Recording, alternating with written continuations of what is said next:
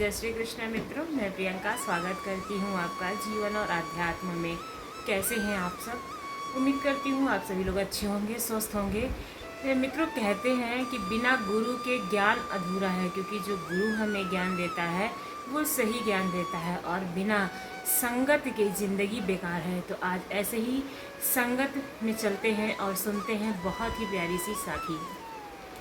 छोटे से गांव में एक साधु रहता था। वह हर समय कान्हा जी के स्मरण में लगा रहता था। वह कान्हा जी के लिए रोज खीर चावल बनाता था और हर दिन कान्हा जी के इंतज़ार में आस लगाए बैठा रहता था कि मेरे कान्हा जी कब आएंगे, कब। उस साधु की एक बुरी आदत थी।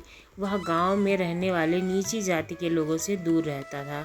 उन्हें अपने आश्रम में नहीं आने देता था। उनका मानना था कि कान्हा जी से नाराज हो जाएंगे। वह तो स्वामी है, वह नीचे छोटी जाति वालों के आश्रम में प्रवेश करने से वह मुझे दर्शन नहीं देंगे। इसलिए वह साधु कभी भी किसी नीची जाति वाले से ठीक से बात नहीं करता था। अब साधु के आश्रम में थोड़ी दूरी पर एक कोढ़ी रहता था। वह भी कान्हा जी का परम भक्त था।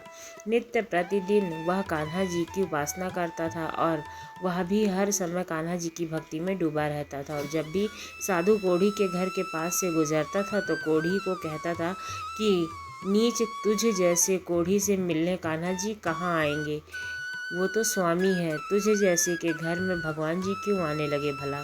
बोलते बोलते साधु वहाँ आश्रम में अपने चला जाता। अब कुछ साल बीते। अब साधु को लगने लगा कि कान्हा जी मुझे दर्शन नहीं दे रहे हैं, और साधु भगवान जी की मूर्ति के आगे रोने लगा। कहने लगा कि प्रभु, एक बार तो मुझे दर्शन दे दो।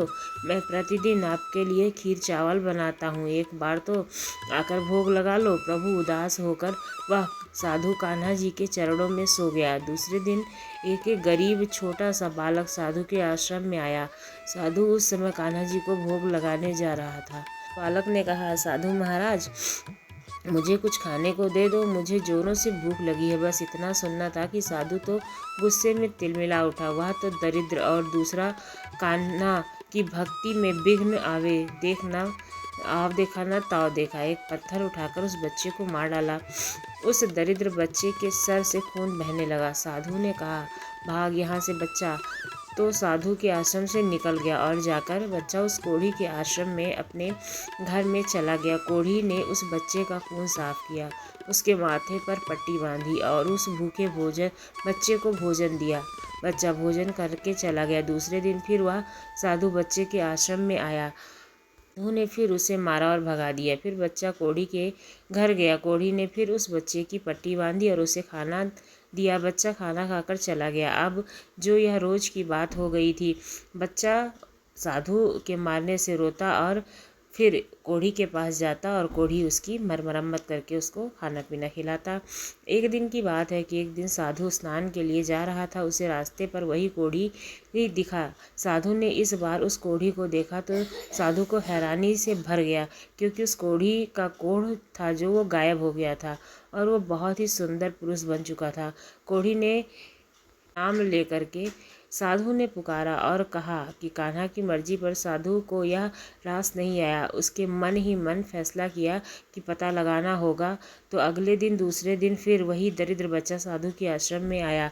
साधु ने फिर उसे बच्चे को मार के भगा दिया। अब साधु उठ खड़ा हुआ और मन ही मन सोचने लगा कि मैं इस दरिद्र बच्चे को रोज मारता हूँ, यह रोज मार खाकर उस कोढ़ी के घर चला जाता। आखिर चक्कर क्या है, देखना पड़ेगा। तो साधु उस बच्चे के पीछे पीछे जाने लगा। जैसे ही वह बच्चा कोढ़ी की झोपड़ी में पहुंचता है तो उसकी आंखें फटी की फटी रह जाती हैं। स्वयं तीनों लोगों के स्वामी कान्हा जी बाके बिहारी जी कोढ़ी के घर पर बैठे थे और कोढ़ी उनकी चोट पर मरहम लगा रहा था। और कान्हा जी भिक्षा से मांगी कि उस कोढ़ी की बासी रोटी चुपचाप खा रहे थे। साधु तो कान्हा जी के चरणों में गिरकर कहने लगा, मेरे कान्हा, मेरे स्वामी, मेरे आराध्य, आपने मुझे जैसे भगत को दर्शन नहीं दिए और इस नीच को दर्शन दे दिए। मुझसे ऐसी क्या गलती हुई प्रभु? तो आप इस कोढ़ी की झोपड़ी में आ गए। भीख से मांगी हुई रोटी खा ली, पर आपके लिए मैं नित्य प्रतिदिन खीर चावल बनाता हूँ, उसे खाने तो नहीं आए? बोलो कान्हा जी, बोलो।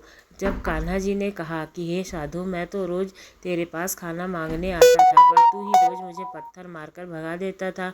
मुझे भूख नहीं लगी होती थी और इतना भूखा होता था कि मैं इस मानव के घर चला जाता था।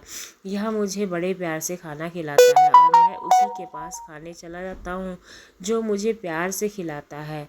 उसी के घर में जाता हूँ। अब तू ही बता, इसमें मेरी क्या गलती है? तो साधु कान्हा जी के पाँव पकड़कर रोने लगा और कहता है, मुझसे गलती हो गई, मैं आपको पहचान नहीं पाया, मुझे माफ़ कर देना। फिर कहता है, तीनों लोकों के स्वामी, गरीब भिखारी दरिद्र बच्चा बनकर आप मेरे आश्रम में क्यों आते थे और मैं आपको दरिद्र समझकर मारता था, क्योंकि मेरे कान्हा जी तो स्वामी हैं, वह दरिद्र कैसे हो सकते हैं? कान्हा जी ने कहा, हे साधु, तुझे किसने कहा कि मैं केवल महलों में रहता हूँ? तुझे किसने कहा कि मैं 5 भोग खाता हूँ? तुझे किसने कहा कि मैं नंगे पाँव नहीं आता? तुझे किसने कहा कि मैं दरिद्र नहीं हूँ? हे साधु, यह समस्त चराचर मैं ही हूँ। धरती, आकाश, पृथ्वी, सब कुछ मैं हूँ। महलों का स्वामी हूँ और झोपड़ी का दरिद्र भिखारी भी मैं ही हूँ, जो प्यार और सच्ची श्रद्धा से खिलाने पर बासी रोटी भी खा लेता हूँ। और अगर कोई हीरा मोती 56 भोग भी खिलाए और वह अच्छा व्यवहार ना करे तो मैं उसे छूता नहीं हूँ।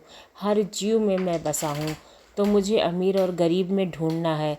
तुझसे अच्छा तो यह कोढ़ी है, जो सिर्फ एक बात जानता है कि ईश्वर हर किसी में निवास करता है, ना ही धनवान में। कान्हा जी कहने लगे, तूने मेरी भक्ति तो अधूरी भक्ति की है। यह कहकर कान्हा जी वहाँ से अंतर ध्यान हो जाते हैं। तो साधु उसके चरण पकड़कर फूट फूट कर रोने लगता और कहता है, जिसका एक पल ने लोग जन्म जन्म का पाप धुल जाता है, वह मेरी कुटिया में भीख मांगने आता था और मैं मूर्ख दरिद्र संपन्नता देखता था।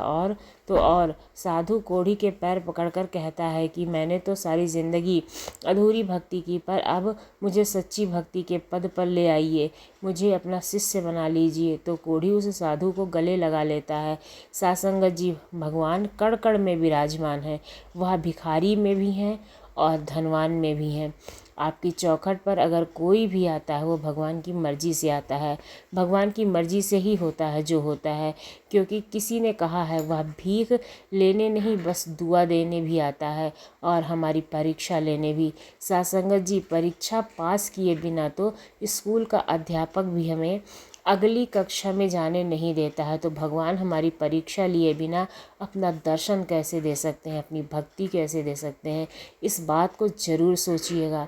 भक्ति की तो अनेक कथाएं हैं, पर परम पिता परमात्मा की आराधना शुद्ध दिल से की जाती है।